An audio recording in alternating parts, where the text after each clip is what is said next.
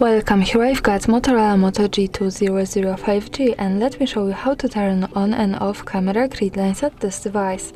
So let's start by tapping on camera button to open it, and for now we are on standard photo mode. From here let's go to right corner button so we can open camera settings.